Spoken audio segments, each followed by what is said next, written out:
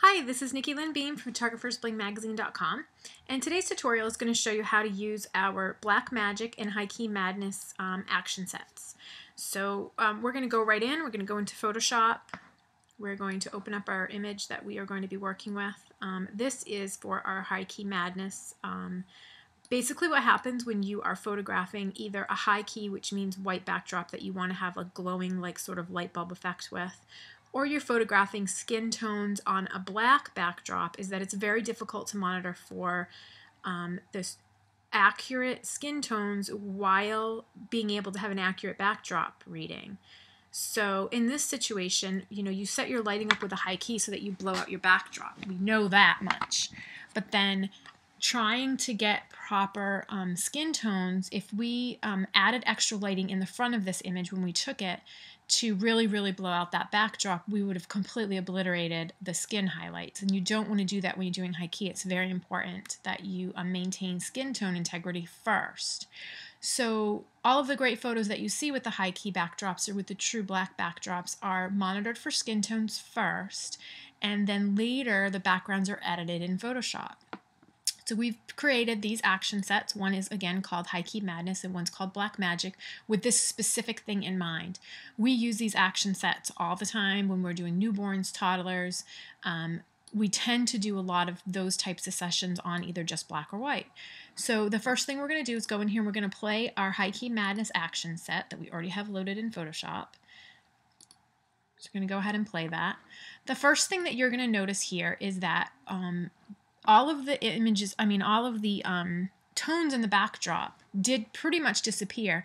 I don't know if you can see it on your screen, but I can tell on my screen that there's still quite a few areas that are going to need some touching up, which we'll touch up. And when we just played our action, a little bit of his face became a little bit blown out. So we're going to show you two things. We're going to show you how do we fix that, number one. Number two, we're going to show you how to clean up this backdrop. So the first thing that we're going to do is click on our High Key Madness background layer. We're going to make sure that the image is selected over here, which by default it should be, but if it's not, you want to make sure you're not painting in the mask. We're going to be painting inside of this area.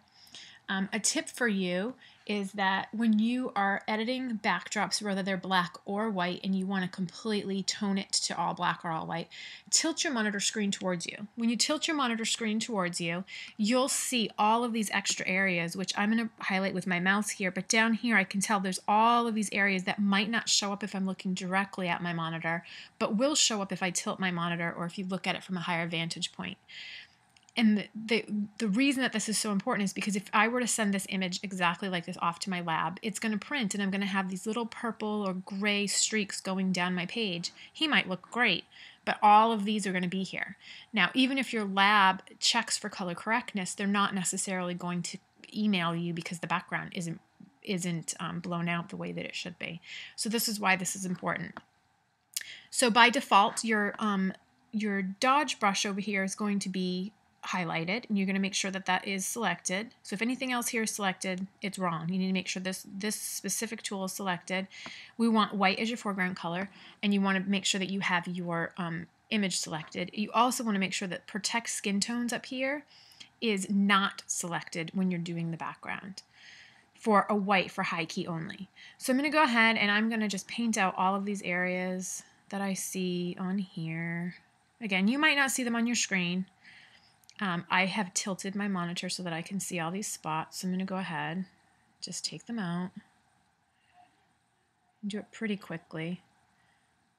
And the action, when you run the action by default, for most backdrops, it might completely take out the areas without you having to clean it up. But this is just to ensure, again, that the image prints properly from the lab.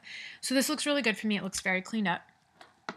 The next thing that we are going to notice is our Brighten Magic layer, is that in his face we have completely blown out some of these tones, and I'm not happy with that right here. So I want to pull some of these tones back in.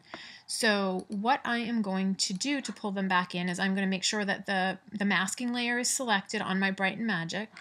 I want to make sure that my paintbrush is selected, not the dodge tool because we're not using that any longer. We want to make sure our paintbrush is selected and our black, because every time you mask, you have to keep in mind that white reveals and black conceals.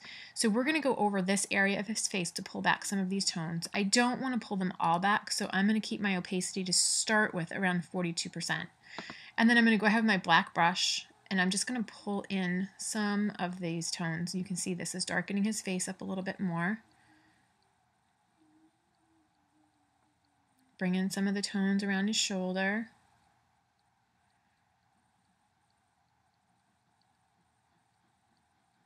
So I'm just going to kind of do like a rough pullback of this, just for the sake of the video. So I think that looks pretty good. I like the contrast of this general area here. I'm fine with that. And then you'll notice that you have a layer called More Contrast, and you have one called More Toning. And depending on the type of image you have, this may or may not mean anything to you.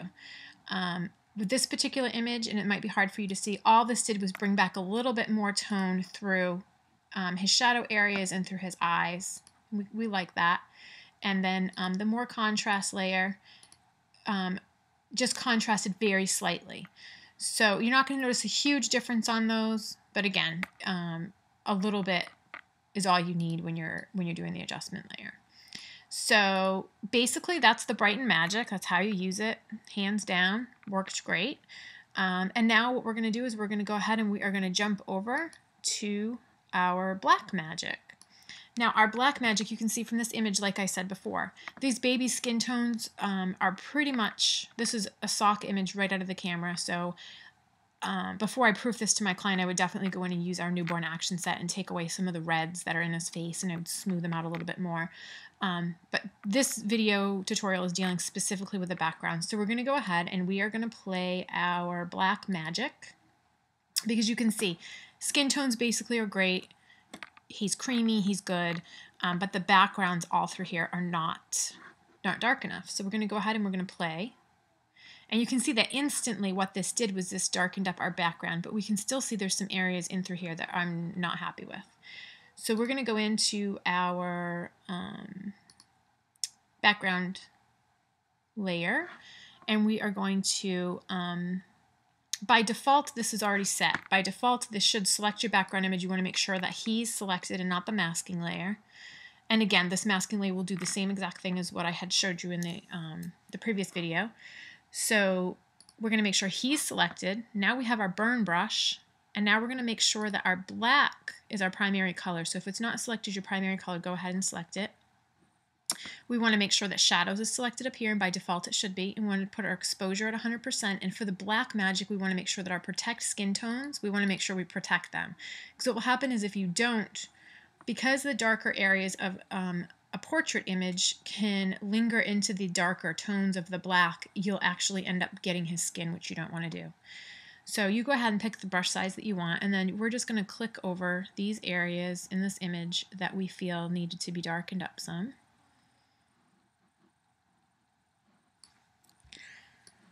So we're going to go ahead and do that. I'm going to adjust my brush size down, and when I'm getting close to his skin, I'm going to harden the corner a little bit, because the roundness of the brush, because I want to make sure that it's getting close to his skin without touching his skin.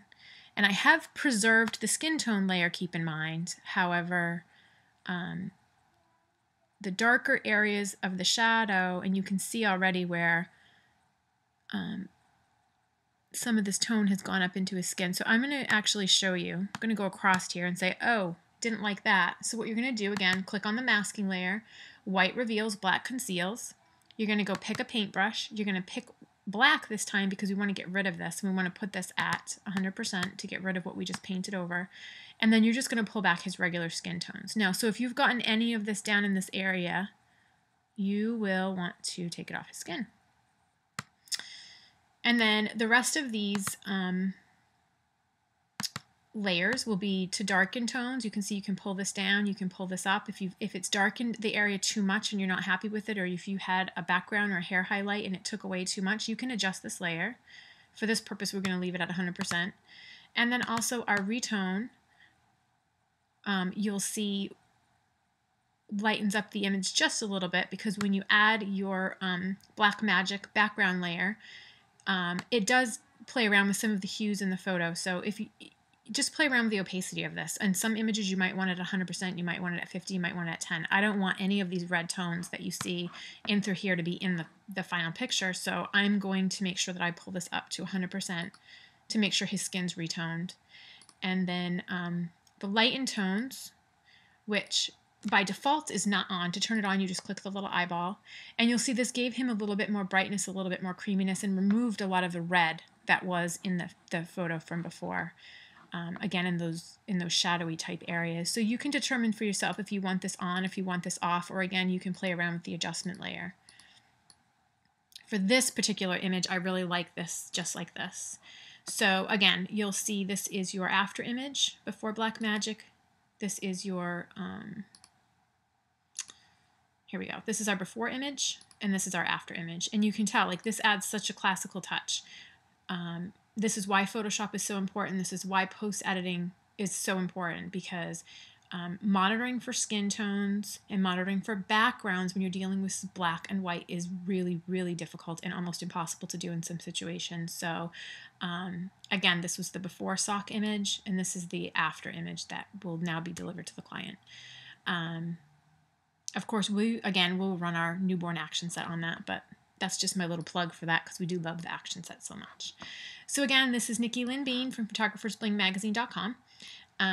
We look forward to seeing you soon, and we hope this video has helped you. And please check out the rest of our action sets and our tutorials. We have tutorials on youtube.com/photographersbling, and we also have many more action sets available at www.photographersblingnmagazine.com. And you can follow us on Facebook at facebook.com/photographersbling. We offer sales and coupon discounts to our fans only, so if you're not a fan, come on over and join us. We have lots of positive stuff going on, and we'd love to have you. Have a great day.